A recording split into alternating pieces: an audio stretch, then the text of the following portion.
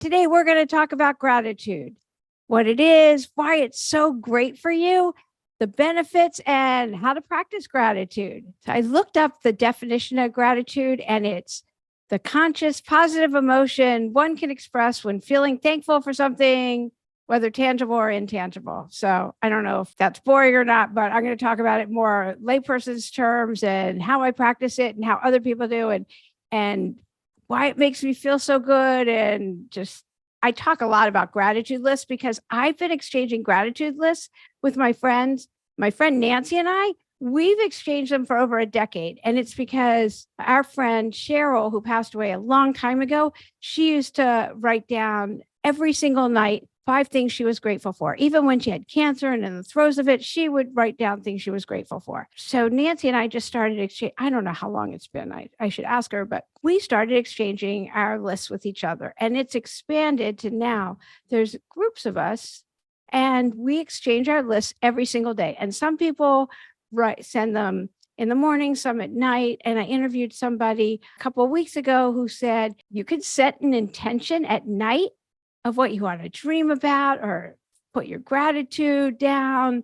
And there's all kinds of really cool things that we can do with our mind. But bottom line is, when you are grateful, it raises not just your vibrational frequency, it raises the dopamine in your brain, and it's tied to greater happiness. Harvard School for Happiness and the Harvard studies have proven that gratitude is tied to greater happiness. And here's 7 scientific benefits to being grateful. It opens the door to better relationships. You get better physical health, better psychological health. It enhances empathy and it decreases aggression. People sleep better when they're grateful. That alone is, I love sleep. And getting more sleep, getting 7 to 8 hours sleep minimum a night is better for your health also. It increases your self-esteem, and everybody, confidence is a huge thing. I'm going to be starting a clarity and confidence boost sessions, which I'll talk about in the next week. Also, it increases your mental strength when you're grateful, which I did not know. So that's huge. I used to think I was so stupid. So maybe I just quit thinking I was stupid because I became grateful. I don't know, chicken or the egg. So gratitude is huge. So I want to talk about different ways that you can practice it. And I thought, the holidays and all of that, who wants to be grateful, or how to be grateful despite what's going on around us? Because just centering yourself and writing a list of a few things you're grateful for. I have friends that are like, I'm not grateful. I don't want to write a list. But the point is, when you write things you're grateful for, by the time you get to the end of the list, that's when you're grateful. You're not grateful. You don't have to be grateful when you write the list. It's when you end the list.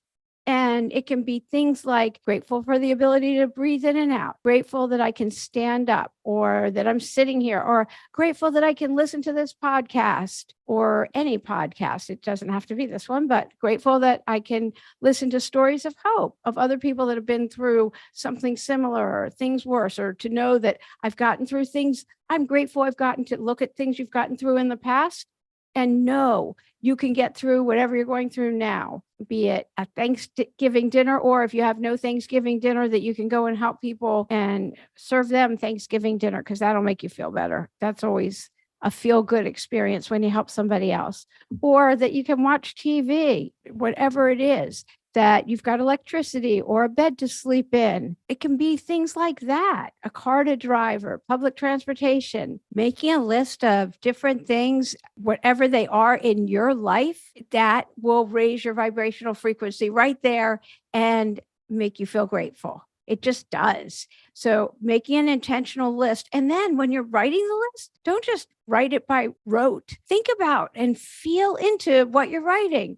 That I'm so grateful I have a bed to sleep in. I'm so grateful I get to sleep. I'm so grateful that for the internet, and I can find like-minded people who have similar interests, and I get to make friends. Did you hear Marissa G. Franco's episode on friendships as an adult? I love that. I love talking to her and finding out about all these studies, and that there's ways to make friendships, and that people actually think better of us than we ever think they do. The likability factor and all of that. And exchanging lists, by the way, keeps you accountable. When you're receiving lists from other people, you're like, oh yeah, I have to do my list. And it keeps you accountable. And I feel closer to the people that I exchange lists with. So even if I don't see them, I feel closer to them because I get their lists. And I feel like we're really close, even though we don't see them all the time. Another thing you can do is write a letter to somebody about how much they mean to you. Nothing will make you feel closer to that person. I remember years ago, gosh, it's over 10 years, when I was asked to write a letter to a friend of mine. She was adopting a child, and I had to write a letter, basically a letter of recommendation, but it was a letter of what she means to me. Nothing made me feel bad. It just lights me up now to even think about that letter. And yeah, it made me so happy. I don't even know how it made her feel, but it made me happy to write her that letter because she's so great. And I just think about that and it lights me up. So writing a letter like that once a month to somebody to tell them how much they mean to you is the most feel-good thing there is. And it was suggested that you write a letter like that to yourself also.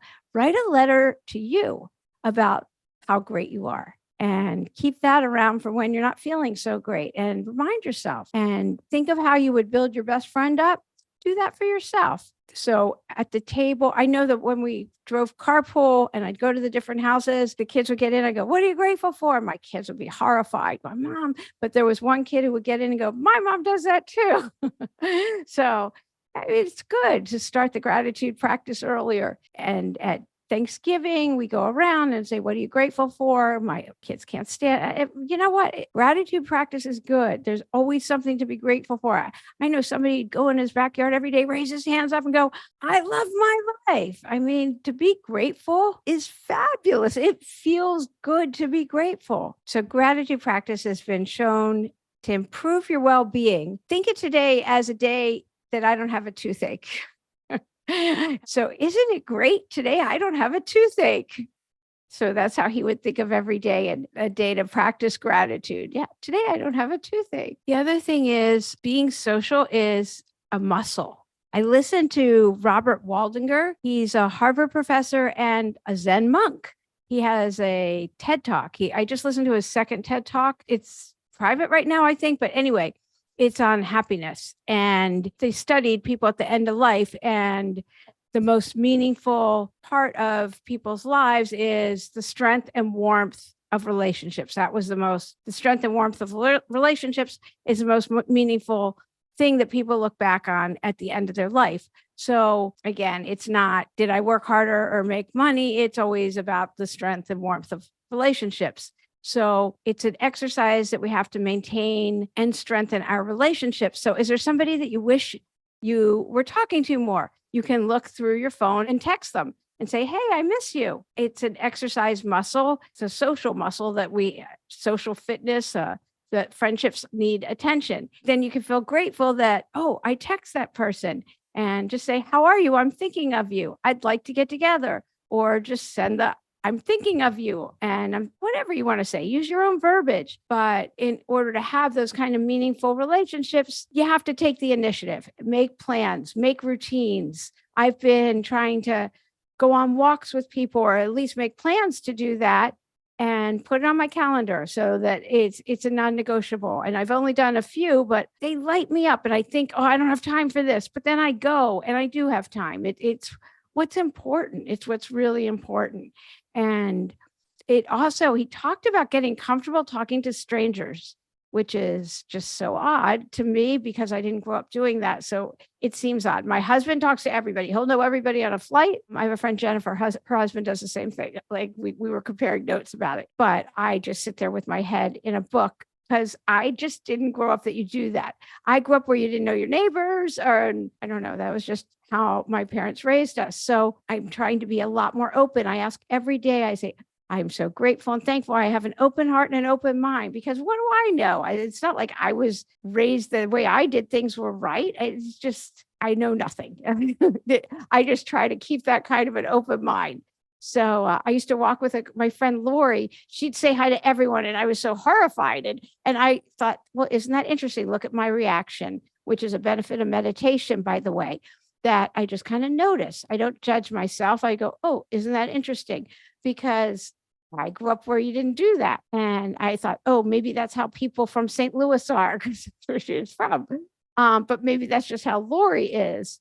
But I just kind of go, oh, isn't that interesting? My reactions. Because, like, really, what do I know? This Robert Waldinger, the Harvard professor, he said, talking to strangers and being more comfortable with it, even if it's grocery shopping at the checkout people or people in line around me, which even saying that right now to you guys, like, horrifies me, but I'm going to try it. And when I go on retreats, I don't go on that many, but I've got a few retreats that I go on. So I'm making a concerted effort to make sure I talk to people and don't isolate or, just be open to who I'm meeting, and then try to stay in touch with anybody that I like and that I've tried to form relationships with, because we have similar interests if we're at the retreat together. So people want to feel known and seen. That's what you really want. You deep down in the core, they want to feel known and seen.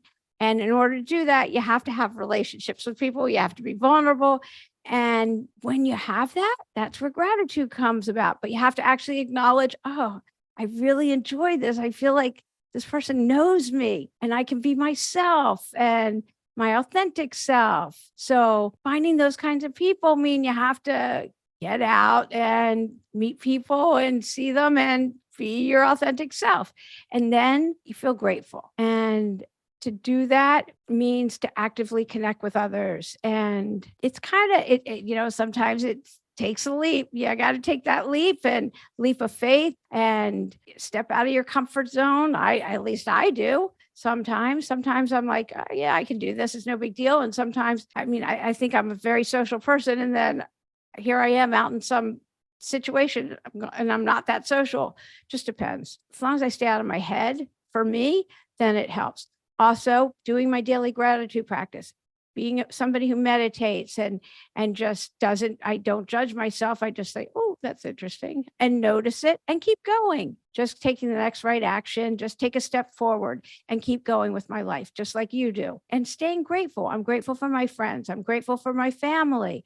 I'm grateful for those here and who pass this on. I'm grateful for my husband and podcasting family, my hopepreneurs. That's what I'm calling you guys now. You have mompreneurs and entrepreneurs. Yeah, you guys are hopepreneurs. You get to pass on hope to others. And I love that. And I'm so grateful. I'm grateful that I've been able to do this for a couple of years.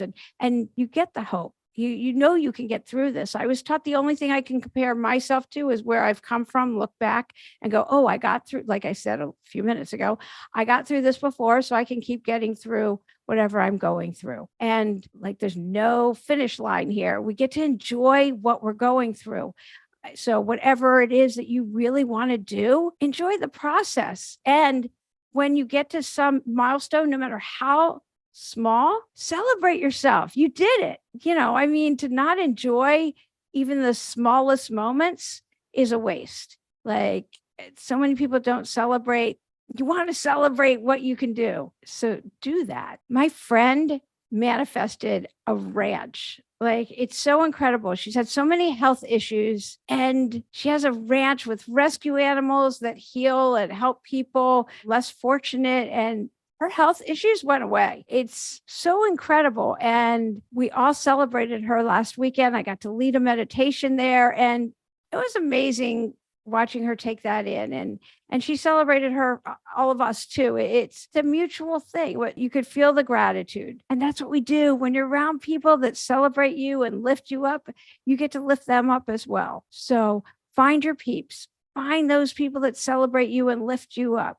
Stay in gratitude. Stay in what it is that keeps your vibrational energy lifted. And some things we got to show up for. You just have to. But you get to show up. You get to. There's lessons in everything. And once you get through it, you're like, oh, that's what I was supposed to learn. That sucked, but I get it now. And because there's lessons in everything. And it's not till we're through. The only way through is through. But once we're through, you're like, I get it now. And that's just kind of how it works. So don't doom scroll on social media. That's not going to make you feel better. Get out. Think of what is it that really fills you with joy? What is it that lights you up, and do that? Because you've got this. You so have this. Everyone has a unique handprint.